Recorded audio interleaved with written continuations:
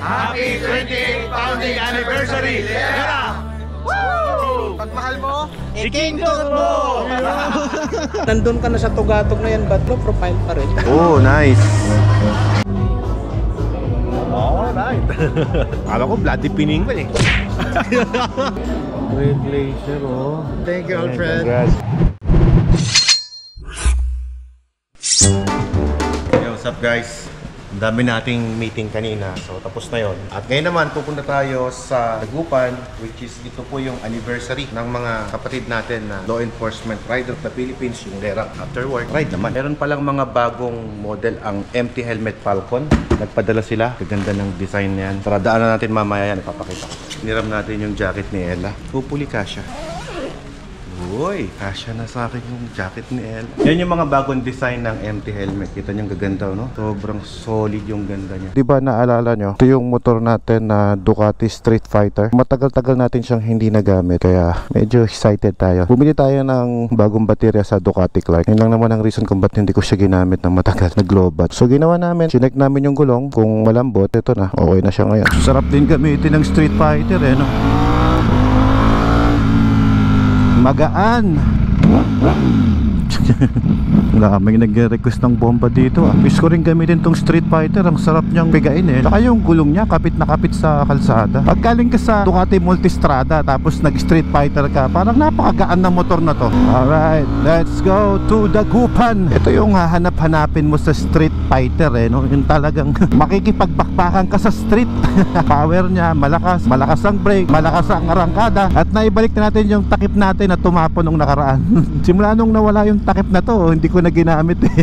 Hindi rin makapaniwala si Ella na kasya ko na yung dati niyang damit. Ay no, okay, nakapagpagpag na ako ng stress. Alam nyo sa akin, no, bilang isang businessman slash motovlogger plus husband and a father, napakadami nating papel na kailangan ganapin sa buhay, no? Very challenging, sa totoo lang. Talagang masabi ko lang, masaya na mahirap. Kasi imagine mo, no, kanina ilang tao yung kausap ko. Pero after naman ng aming transaction ay successful naman. At lahat naman sila ay bumili ng aming mga packages sa iba-ibang panig ng Pilipinas sila galing, no? Thank you so much sa inyong mga pagtangkilik sa amin, sa mga bumili ngayong araw. Sobrang solid po.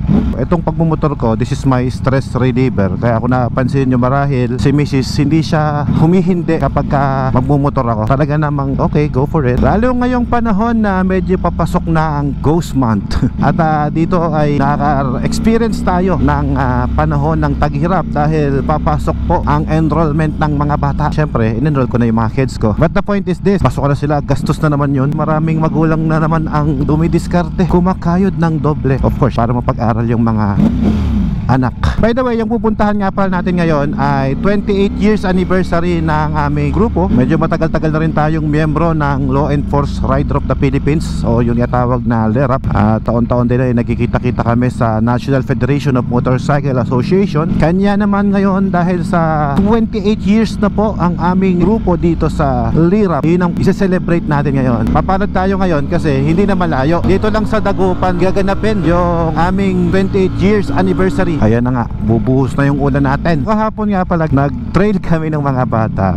Nagustuhan nila yung trail na ginawa namin. Mukhang ang mangyayari nito, mawiwili kami sa off-road riding. Sadly, yung mga dirt bikes natin na di gasolina, some of them napanisra ng gas, di na maandar. Parang na-proceed ko na talaga ngayon ng electric pagdating sa mga maliliit na motor. Hindi yan pang competition pa. Parang wala pa kong alam na electric na motor na pang bata na pwedeng gamitin sa karera. Ano sa palagay nyo? Electric na nga ba ang future ng ating mga motorsiklo? Wala na bang marinig ng tunog na ganun? Ang kalbaryo ng big bike, ito na nga, nasuong tayo sa traffic. Parang mas madali pa tong isingit sa Raider 150 RFI. Speaking of Raider 150 RFI, nakita ko lang kanina kasi may Raider eh. Tapos na po yung ating Raider. Siguro next time ang content natin ay papakuha na natin yung ating motor kay Bebelab. Siya yung gumawa ng ating motorsiklo. Pero sa ngayon, sobrang busy ko pa. Hindi ko pa maharap ang pagko-content ng ating motorsiklo. This is a national event daw ng LERAP. Sabihin, yung mga taga Maynila nandito din. Ayan, welcome riders. LERAP 28 founding anniversary. Mga aspirant to. Yun, ganun pala yung kembot na yun. Hi, Kuya Jun. Ito na pala sila, Pangasinan chapter. Hello, press. Hello po, bro. Hello po. Kamusta po?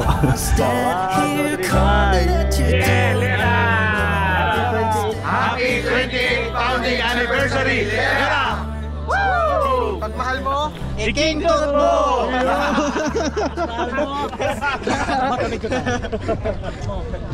Thank you, thank you. I'm happy. At least Thank you. nakikita ko yung pag-angat. And then at least nandun ka pa rin na nandun ka na sa tugatog na yan, but low profile pa rin.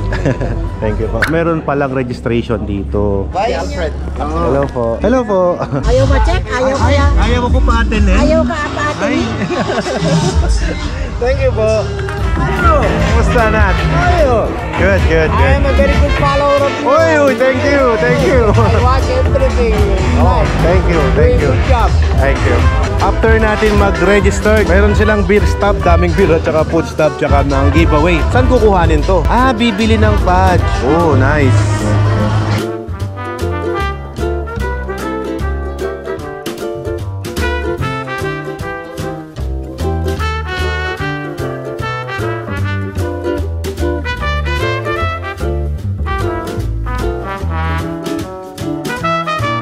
Lahat pala ng nagpunta mananalo. Eto, okay na ako dito. Lagyan na lang lisensya ko, okay na.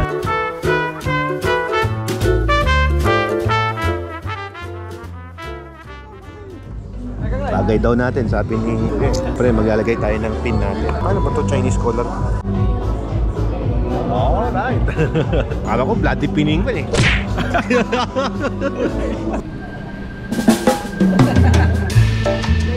Ito mga followers din natin. Okay.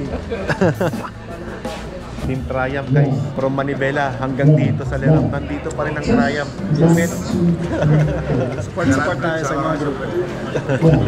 Uy, helmet ko ah. Alfred Watermax yun ah. Uy, ang dami tao. Hindi, okay lang yan. Taga saan ka? Sa Binmali pa ako. Binmali? Paano mo nalaman dito ako? Sa page yun. Ah, sa page ko. Ayan, hindi ako. Kamay yan, mababait kami dito. 1, 2, 3.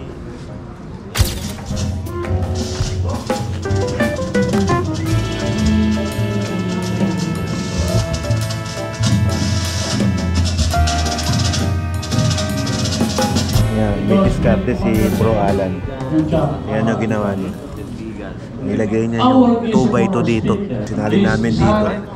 Para di halata. May gasolina. In the UP Arellano Pavilion. We call it UP Arellano. Because we have UP Diliman. UP University of Pangasinan located in Arellano. Tabang pre. Oh, kumusta? Kumusta? Mabiling, tagal. Ito si Alfred ah. Oh. Saan? Andyan. Hindi ko alam na lerap ka din. Ah, di mo alam? Ako lirap. Ayun o! Uy! Ito ba isa? Ito ba isa? Ayun na, picture tayo. Picture tayo. Great Glacier, oh. Congratulations, boss. Thank you, Alfred. Congrats. Thank you. Medyo sold na ako, busog na busog. Tara na, sibat na tayo. Nag-drive kayo? Wala na yung tama mo. Ilagay niya yung 2x2 dito. Sinali namin dito. Tabang pre. Si Brother Friend natin. Sikat yung nabarta. So, siya yung Brother Friend natin na sikat na vlogger. Oo. Yung Watermax. Yeah. Ito, dahil late kayo nagsabi ko lang ang pangalan Kayang kaya niya. Pagkalabas niya hindi na kaya, papasan doon na siya ng Land Cruiser. Mark, Gilbert, Kaya ko pa, kuya. Kaya ko. Kaya pa kuya. ako sa Responsible driver. Bye-bye. Last Bye-bye. Lera Cavite chapter. Bye. Bye-bye, bro. Debut. Bye, guys. Rosario Velasco. Uwi na. Bye, guys. Uwi na kuya. Ingat. Sige, thank you.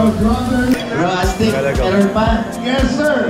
Now, for our recognition. Sikat na vlogger natin sa Lera proudly present. Outstanding Chapter of the Year. Lera Pangasinan Chapter!